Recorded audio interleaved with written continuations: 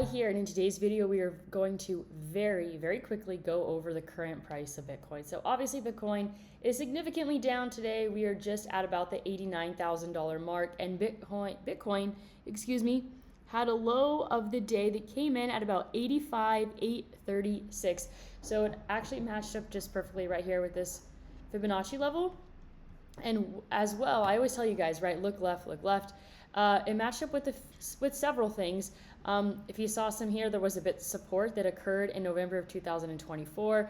Also, this moving average here, I mean, look at that. It literally wicked and nearly hit that moving average perfectly. So we saw some support there, but what is next for Bitcoin? So for me, I try to be as realistic as possible. As you guys know, I've been kind of keeping you updated because, I don't know, several months ago, I started selling off, I think it was end of November, December, I was selling Bitcoin at about the $97,000, $98,000 range. I have been patiently waiting since that period of time to buy back Bitcoin. And what I have learned over the years is that patience is key. So one major thing that we need to keep a very close eye on Bitcoin is a few things. So for example, obviously it was held up here by this moving average. If you want to add this to your chart, let me go ahead and click that for you. Let's see here. So that purple one is going to be an EMA, and it is going to be a 200 EMA. So this is the thing. This is what we have to be concerned about. Well, for me, I'm not really concerned because I am ready. I am ready to buy up Bitcoin.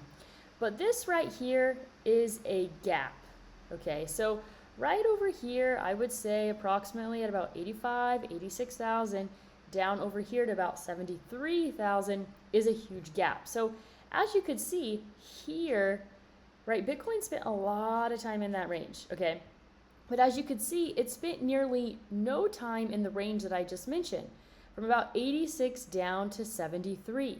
You can see how quickly it went, it just blew right past that, right? So you can see here, this is November 6th, when it broke above that resistance.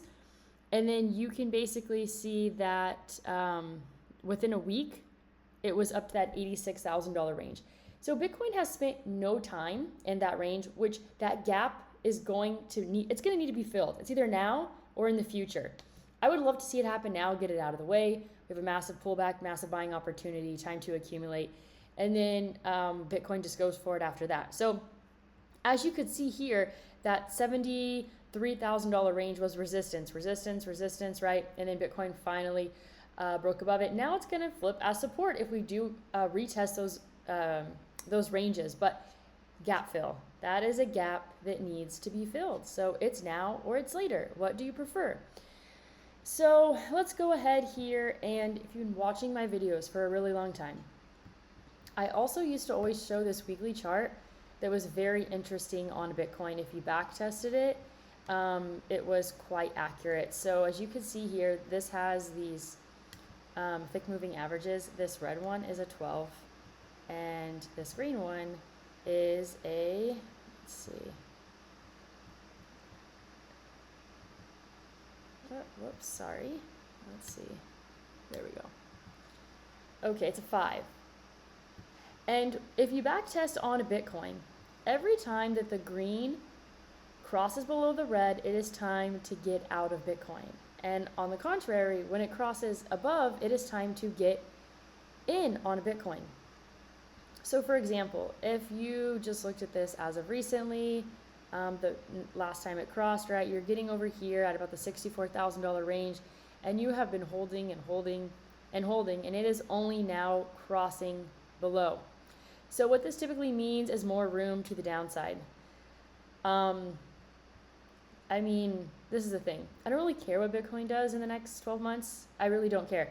I mean, I'm kind of rooting for it to pull back significantly so I can buy the dip. I am waiting and I am hungry, and I got some powder on the sidelines ready to pick up more Bitcoin.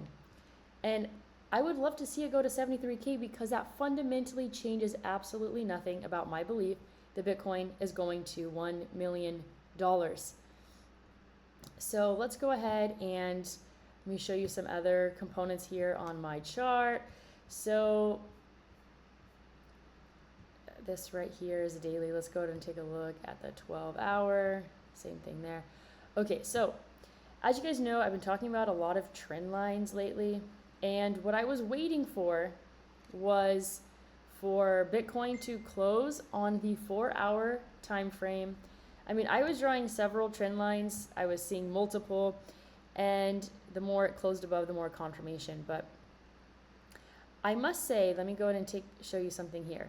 So I'm going to admit, I'm a little bit biased, right? I sold a lot of Bitcoin off at 97, 98,000, and I'm looking to my back. So deep down inside, I'm not mad if it tanks. I'm kind of hoping for that because I'm ready to buy. So, like right here, you could see that it closed on the 4-hour above this particular trend line. But I didn't really like that second candle. That one really didn't get me excited. Then Bitcoin started consolidating and then downtrend. So then it went ahead and broke above again. But for me, I wanted to see a few things happen. You can see several lines here, horizontal lines here on the chart. And so, for example, this was a major level of resistance at about $98,500. And look at all these points of resistance, right? And so I wanted to see a clear break above that before I was going to get excited about re-entering on Bitcoin. Then I went ahead and drew another trend line, which was an okay trend line, right? We have 1, 2, 3 touch points probably when I drew it. And then we saw this major red candle that came in that closed below, and then major downside after that. And so, like I had also mentioned several times, is that, I mean, look at how many times Bitcoin was testing this like 91.8 range. Look at 1, 2, 3, 4, 5, 6, 7, 8. This was the 9th time. And you have to remember this. Every time Bitcoin goes back in that range and hits those levels, it weakens that support, right? Just think of like, it's just another big rig getting added to the bridge, the weakening bridge. So that's kind of what I'm seeing here. Let's go ahead and look at some lower level time frames. So this right here, so I have this new trend line going. It has many touch points on the hourly, but for me, I like to see a 4-hour, and in this case, I'm going to be looking at the daily as well. And so the trend line is a bit tough to draw on the daily because we just don't have enough of a period of time to really draw anything significant. But this is the 4-hour, and there is 1 hour and 24 minutes left on this particular 4-hour candle. So it will be interesting to see if we close above. This is what I think is likely going to happen. I think that we can break above. Bitcoin can rally a little bit up into this range at about 95, 96. Dead cat bounce. Then we're headed back down because everyone's gonna be like, oh, all right, we got the pullback, it's time to go. It's time to retest $100,000. And then people get excited, they FOMO, and then boom, back down. So definitely watch out for that. So that's pretty much all that I have for you today. We have Ethereum sitting at 2,500. It's bounced a little bit as well. Coinbase stock down to 212. Let me go ahead and zoom out a little bit here. And so what am I seeing here on Coinbase? So also MicroStrategy is something that I'm keeping a really, really close eye on.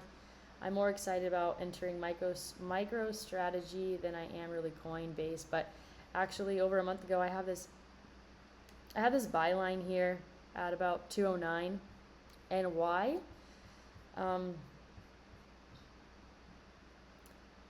I drew that because I think that it's going to find support over here off of this swing high. But I think that anywhere between 180 and 210, like I drew this line a little bit conservatively. Like it would probably make more sense to actually draw it here. So 180 to 200 going to be a nice sweet spot. And why do I say 180? Because we have over here resistance that will hopefully turn into support. And I'm also going to be keeping an eye with MicroStrategy on this particular trend line. This is on the daily chart, and seeing a break and hold above. So wouldn't be surprised if that happens like April, May. But that's what I'm seeing here on the charts. Let me know what your game plan is and what you think is going to happen in the short term versus the long term. Video turned out to be a little bit longer than expected, but that's all that I have for you today. As always, go out there and create a portfolio that you love.